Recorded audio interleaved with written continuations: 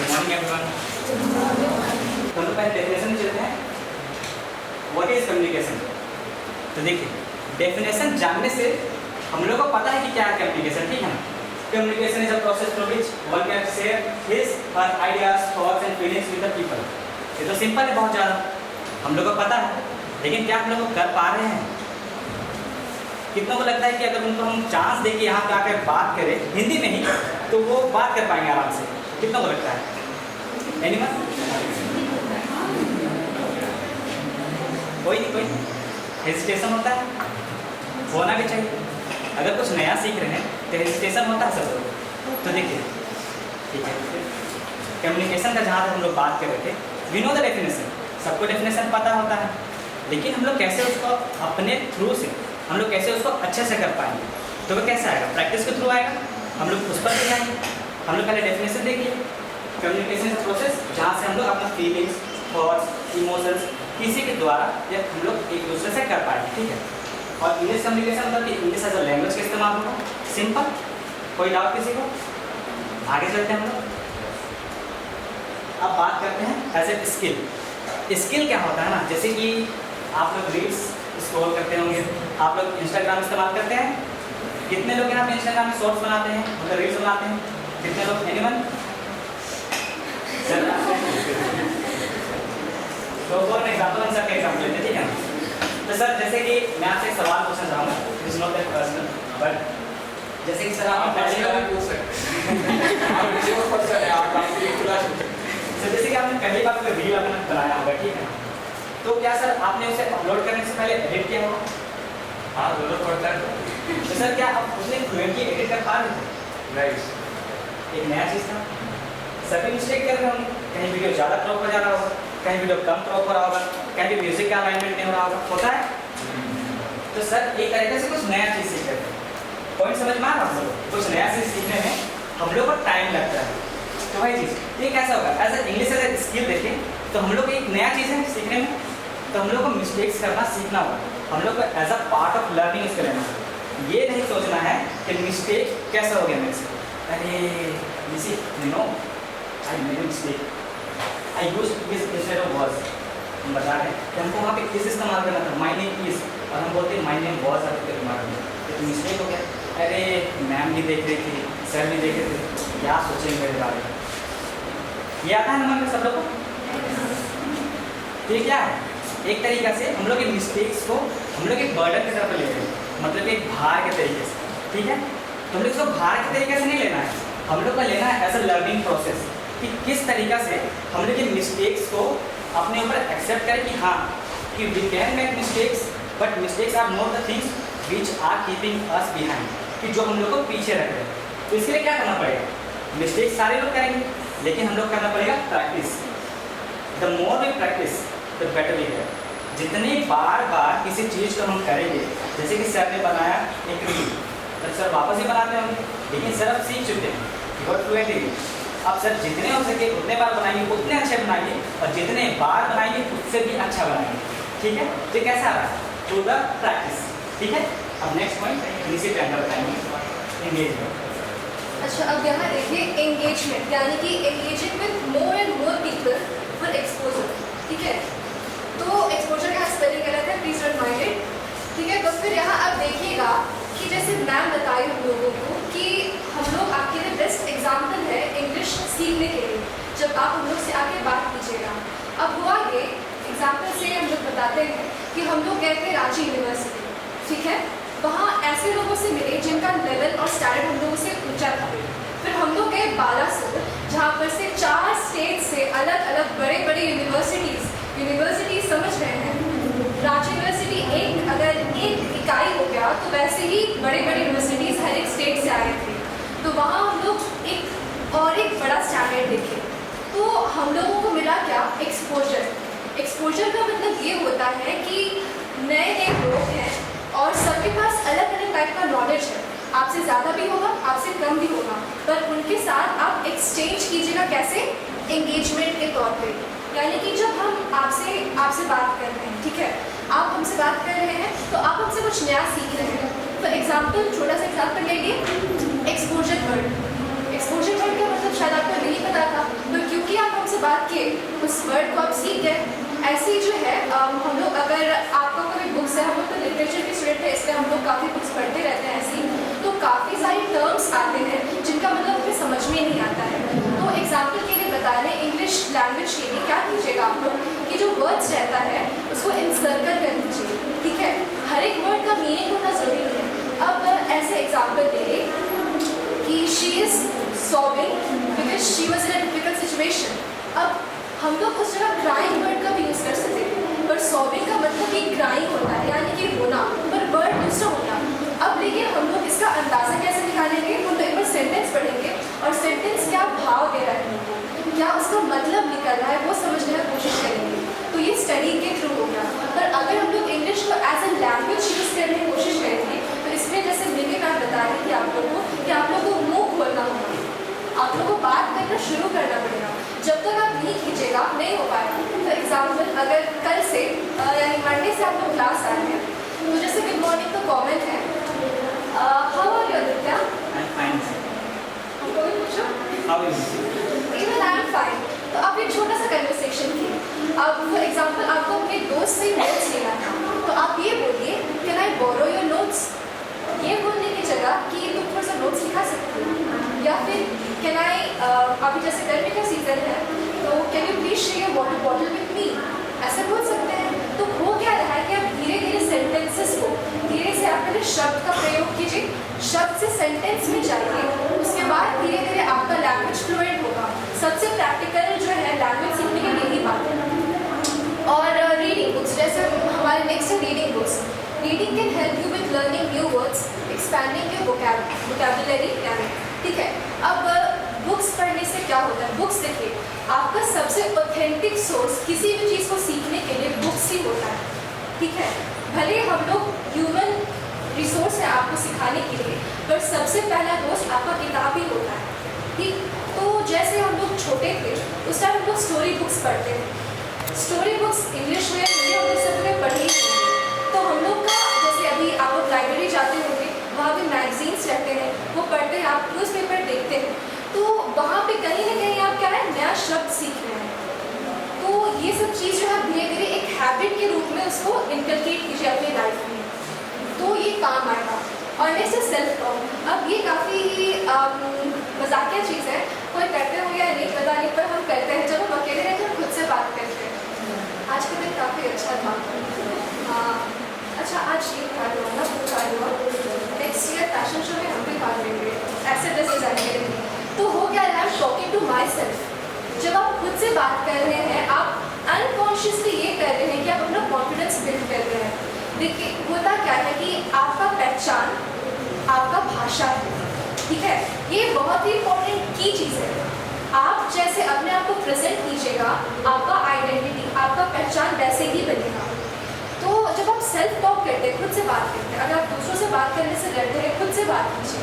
ज़्यादा से ज़्यादा लोग क्या सोचेंगे, पागल है, पर आगे का फ़ायदा हो रहा है इसमें। जब आप खुद से बात करते हैं, चीज़ें बहुत ज़्यादा खुल कर आती है आपके सामने, ये बहुत ही हेल्पफुल चीज़ है।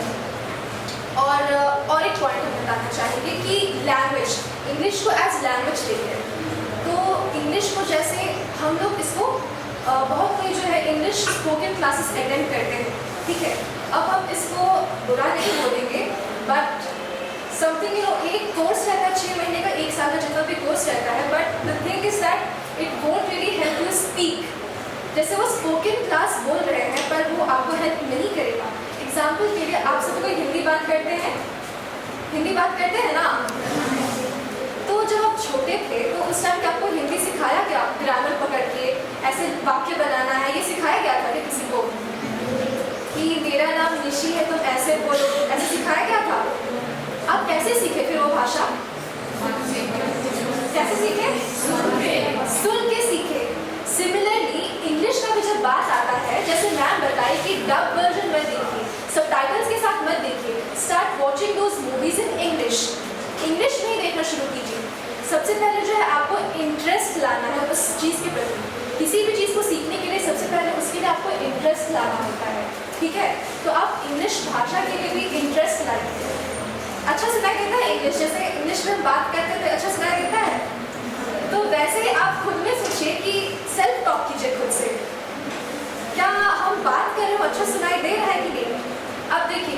अगर हम लोग ग्रामेटिकली कोई चीज़ को देखेंगे ना कि यहाँ पे हिज वर्स हिज लगेगा तो काफ़ी बार गलत होगा। पर हम लोग भी क्या करते हैं काफ़ी बार कि हम लोग को भी बहुत चीज़ नहीं पता है पर हम लोग बोल के देते हैं वो चीज़ अच्छा नहीं सुनाई दे, अटपटा सा सुनाई दे तो लगता है कि नहीं ये वाला वर्ड उस सेंटेंस में नहीं लगेगा, ऐसे लगता है। तो ये जो है ना धीरे धीरे प्रैक्टिस के साथ आता है। अब नेक्स्ट स्लाइड है व्हाई पीपल हेजिटेट। जैसे मैंने आप लोग को डायरेक्ट क्वेश्चन की थी कि आप लोगों को हिचक होता है ना इंग्लिश बात करने में, तो what might be the reason, सबके लिए अलग अलग रीजन होगा। तो सबसे पहला है अंडर कॉन्फिडेंट। ओवर कॉन्फिडेंट होता है उसके ऑपोजिट होता है अंडर कॉन्फिडेंट, यानी कि ऐसा फील करना कि मेरे अंदर वो कॉन्फिडेंस नहीं होना कि हम ये चीज़ कर पाएंगे। अब इंग्लिश भाषा के लिए कैसे हो रहा है ये चीज़, अब देखिए आप किसी के साथ इंग्लिश में बात करें तो जैसे निम्मी मैम बताए काफ़ी सटीक चीज़ बताई हो कि ऐसे इंसान से बात मत कीजिए जो आपको डिमीन करे, डिमोटिवेट करे। आप कोई ऐसा शब्द को प्रोनाउंशिएट कर दिए, ठीक है, आप गलत प्रोनाउंसिएशन उसका कर दिए तो अगला इंसान आपको ये ना बोले कि तुम तो ऐसे बोल दिए, इसको ऐसे बोलना ही नहीं चाहिए था। आपको मॉक ना करे, आपका मजाक ना उड़ाए, बट इंस्टेड क्या करे, आपको हेल्प करे, एनकरेज करे कि नहीं तुम्हारा यहाँ गलती था, उसको ऐसे कहा जाता है, ठीक है। तो अंडर कॉन्फिडेंट फील करना, फियर ऑफ मेकिंग मिस्टेक, ये दोनों थोड़ा सिमिलर ही है। तो फियर ऑफ मेकिंग मिस्टेक, तो जैसे निम्मी मैम काफ़ी चीज़ बता ही चुकी कि डर जब होता है ना हमारे अंदर कि हम गलत कर देंगे तो फिर तभी हम वहीं पे चूक जाते हैं।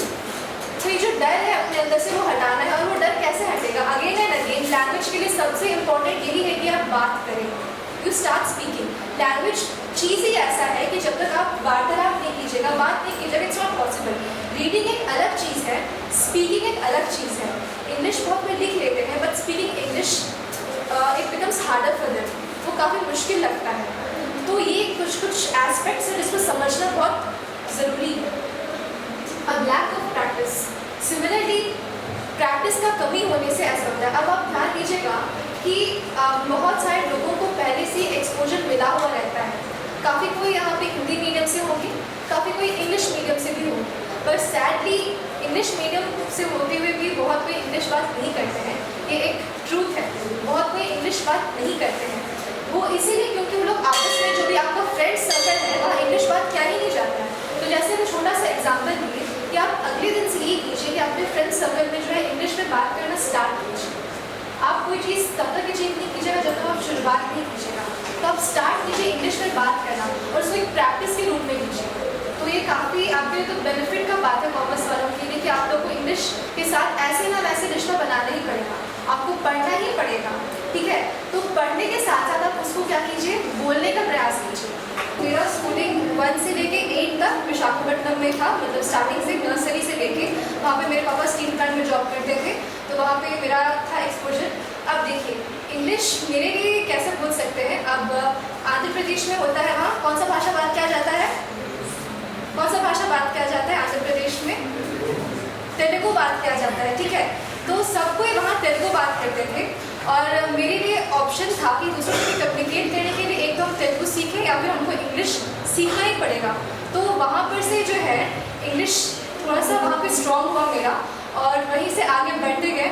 और जब सिमडेगा आए तो इतना ज़्यादा अपॉर्चुनिटी मिला ना, इतना ज़्यादा अपॉर्चुनिटी मिला कि हम काफ़ी ज़्यादा सीख चुके थे। और कैसे हुआ बताते हैं, जब हम सिमडेगा आए तो 8, 9, 10 हम डीए में पढ़े, उसके बाद 11, 12 उर्सुलाइन में थे। तो जब हम उर्सुलाइन में भी थे तो वहाँ पे सिस्टर लोग जो थी इतना ज़्यादा अपॉर्चुनिटी दी, चाहे वो एंकरिंग हो, स्पीच हो, किसी भी प्रोग्राम को मैनेज करना या उसको ऑर्गेनाइज करना। तो इतना बड़ा जब रिस्पॉन्सिबिलिटी मिलने लगा तो वो रिस्पॉन्सिबिलिटी जो है शुरू में तो टेंशन होता था कि कैसे करेंगे, लेकिन ऐसा होता है ना कि जब आप इन चीज़ों से एक बार रिश्ता जोड़ लीजिएगा ना तो जब आप करिएगा नहीं तो आपको अजीब लगेगा। जैसे हम बता रहे थे स्टूडेंट काउंसिल में थे, अभी हम कुछ नहीं कर रहे हैं तो वो खुद में अजीब लगता है कि कुछ चीज़ हमसे छूट गया है। तो जब आप कोई चीज़ में इन्वॉल्व हो जाते हैं, अपना मन दिल लगा लेते हैं ना, तो उसके बाद आप कनेक्शन तोड़ नहीं पाते हैं। इसीलिए ज़रूरी होता है कि जो भी आप चीज़ करना चाहें, सीखना चाहें, उसमें आप अपना क्या बोलेंगे पूरा दिल उसमें लगा दें। उसके बाद जब हम सेंट जेवियर्स कॉलेज यहाँ पे आए तो सेंट जेवियर्स कॉलेज का सोवेनियर रिकॉर्ड हो रहा था ना, बुक रिकॉर्ड हो रहा था, तो उसमें सबको अपना अपना एक्सपीरियंस लिखना था। तो हमको भी मौका मिला तो हम भी लिखे। और मेरे लिए जैसे हम बताएं कि मेरे लाइफ के लिए एक पीक लेवल था अभी जो हम पढ़ रहे हैं यहाँ पे, और जितना एक्सपोजर मिला है अब तक, हम जितना आगे बढ़े हैं मेरे लाइफ में, ये एक पीक लेवल है। पीक यानी अब तक का लाइफ में सबसे ज़्यादा चोटी जो ऊंचा है ना पॉइंट, वहाँ तक यही कॉलेज हमको दिलाया है। तो मेरे लिए सबसे अच्छा एक्सपीरियंस और एक्सपोजर यहीं से मिला। और फिर मेंबर स्टूडेंट काउंसिल जैसे हम बता दिए, और इसके बारे में कुछ बोलेंगे। और एनएसएस, अब देखिए नेशनल सर्विस स्कीम, तो इसके इंचार्ज निशा रानी मैम है, डिपार्टमेंट ऑफ पॉलिटिकल साइंस, और Justin sir, department of economics. तो हम लोग इसमें भी जुड़े हुए थे। और हम लोगों को किसने दिया गया था, मधुबन, हम लोगों को आउटरीच प्रोग्राम था एक, हम लोग एक विलेज पे जाना था और वहाँ पे लोगों को कुछ सोशल इश्यूज़ के बारे में अवेयरनेस क्रिएट करना था। तो हुआ ये कि हम लोग वहाँ गए थे और अचानक से मैम लोग बोली कि क्योंकि हम लोग नुक्कड़ नाटक करते आए हैं, आप इसे बहुत कोई देखे भी होंगे और जो लोग नए आए हैं वो लोग नहीं भी देखे होंगे, तो हम लोग नुक्कड़ नाटक करते आए हैं। तो अचानक से हम लोगों को बोला है कि नुक्कड़ नाटक करो, और हम लोगों ने वहाँ किया। और वहाँ के जो लोग थे, गाँव के लोग, वो लोग काफ़ी ज़्यादा इससे प्रभावित हुए। तो ऐसा ऐसा जो घटना है हम लोगों को और इनकरेज किया कि हम लोग आगे बढ़ें। और नेक्स्ट भी क्रिएटिव कोरियोग्राफी के जैसे हम लोग काफ़ी कुछ बता ही चुके हैं। और नुक्कड़ नाटक, ये नुक्कड़ नाटक के बारे में कितने कोई जानते हैं? नुक्कड़ नाटक यानी स्ट्रीट प्ले, ठीक है, स्ट्रीट प्ले। अब स्ट्रीट में क्यों? स्ट्रीट यानी कि क्या, मोहल्ला का कोई एक हिस्सा जहाँ पे लोग बहुत ज़्यादा आना जाना कर रहे हैं, वैसे जगह पे जो है नाटक करके सामाजिक मुद्दों को लिया जाता था और वहाँ पे एक नाटक पेश किया जाता था जिसके द्वारा लोग सीख सकें। अब देखिए जैसे हम लोग लिटरेचर के स्टूडेंट्स हैं, स्टार्टिंग में जो है मोरालिटी प्ले, लिटर्जिकल प्ले, ये सब किया जाता था। अब प्ले यानी कि नाटक, ड्रामा। अब ड्रामा एक जॉनरा है एंटरटेनमेंट का जिसको हम लोग देखते हैं। अब जैसे बहुत सारे लोग किताब पढ़ने को बोरिंग समझते हैं, वही मूवीज़ को पढ़ना चाहते हैं। जैसे हैरी पॉटर हो गया, हैरी पॉटर का बहुत सारा वॉल्यूम यहाँ पे लाइब्रेरी में पढ़ा हुआ है, पर शायद काफ़ी कोई नहीं पढ़े होंगे, पर इससे ज़्यादा वो लोग प्रेफर करेंगे मूवीज़ देखना, ठीक है। तो एक्टिंग जो है वो एक मीडियम हो जाता है, बोल सकते हैं, लोगों को शिक्षा देने का एक इंटरेस्टिंग तरीका। तो सिमिलरली हम लोग नुक्कड़ नाटक में जुड़े। नुक्कड़ नाटक सबसे पहले हम लोग 8 मार्च को किए थे, 2024 में शायद। 8 मार्च को क्या हम लोग सेलिब्रेट करते हैं? 8 मार्च को वुमेन्स डे हम लोग सेलिब्रेट करते हैं, ठीक है, तो अंतर्राष्ट्रीय। तो उस दिन हम लोग किए थे नुक्कड़ नाटक, और वहाँ से नुक्कड़ नाटक हम लोग के लिए बोल सकते हैं हमारे ग्रुप वालों के लिए एक पहला कदम था जिसके द्वारा हम लोग सभी रास्ते में घुसे। डांस हम लोग में कौन सा प्रोफेशनल है, नहीं है ना, पर कॉन्फिडेंस जब बिल्ड होता है तो हम लोग अपना जो है लक्ष्य डांस में भी ट्राई किया और बालासोर तक गया। और हम लोग दूसरे फील्ड में भी ट्राई कर सकते थे, पर होता क्या है कि ज़्यादा तरफ चले जाने से जो है ध्यान भटक जाता है। जैसे 2 नाव में आप पैर नहीं रख सकते ना, तो वैसे ही हम लोग इतना सब कुछ किए। और अदिति अर्चना बताएगा एक्सपीरियंस। मेरा स्कूलिंग हम नर्सरी से लेकर क्लास 8 तक सेंट जोन्स में है।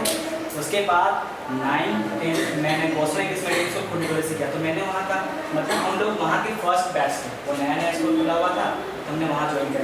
तो कुछ फाइनेंशियल कंस्ट्रेंट था इसीलिए भी। उसके बाद मैंने ये अपना इंटरमीडिएट यही सेंट मेरी से किया है, साइंस स्ट्रीम से। उसके बाद जैसे इसने बताया कि वो मेंबर ऑफ स्टूडेंट काउंसिल थी, हमने NSS से जुड़े हुए हम सब। वहाँ पे हम लोग को मधुबन लेके गया, चल गए थे हम लोग, चल गए थे। वहाँ पे हम लोग को ये बताया गया कि आप लोग को नुक्कड़ नाटक करना है जैसा कि आप लोग को अच्छा लग रहा है। तो हमने वहाँ पे एक क्या बोलते हैं अवेयरनेस टाइप का दिखाया कि कैसे मोबाइल हो गया, शराब हो गया, या फिर वुमेंस के थ्रू कैसे मतलब कि डिसरेस्पेक्टफुल हो जाते हैं वो पीने के बाद। तो वो हमने एज ए इंस्टेंटली मतलब कि सोचा और वहाँ प्रेजेंट किया। तो लोग उनसे क्या हुए ना कि वो सोचने लगे कि ये तो हमारे डेली लाइफ के थ्रू बता रहे हैं क्या हो रहा है क्या नहीं हो रहा है। क्योंकि देखिए हम लोग को पता है कि हमारे प्रॉब्लम्स क्या है, लेकिन कोई अगला लेकर आता है, उसको सामने रखकर मौका देता है कि आप बताएं, तो हम लोग को मिलता है चांस कि हाँ हम लोग थोड़ा सा अपना बात उनके सामने रखते हैं। क्या पता उनके पास कुछ सॉल्यूशन हो, क्या पता वो हमारे हेल्प करने के लिए आए। हम लोग का जो स्टार्टिंग का मुद्दा था ना इंग्लिश कम्युनिकेशन स्किल का, तो उसके लिए तो सबसे पहला बात है आपको मुंह खोलना पड़ेगा। Unless and until you start speaking in English, you cannot develop this skill, ठीक है। इंग्लिश कम्युनिकेशन एक चीज़ है, और आप देखिएगा अगर हम उसको ट्विस्ट कर दें कि इंग्लिश कम्युनिकेशन को आप एज ए स्किल कैसे यूज़ करें, वो दूसरा चीज़ है। उसके लिए सबसे पहले आपको इंग्लिश लैंग्वेज के ऊपर अच्छा पकड़ बनाना पड़ेगा, and only then you can develop it as a skill, ठीक है। इंग्लिश में बात सभी कोई कर पाते हैं, पर उसको एक क्या बोलेंगे स्किल के रूप में यूज़ करना वो एक दूसरा चीज़ हो जाता है। तो ये ध्यान दीजिएगा आप।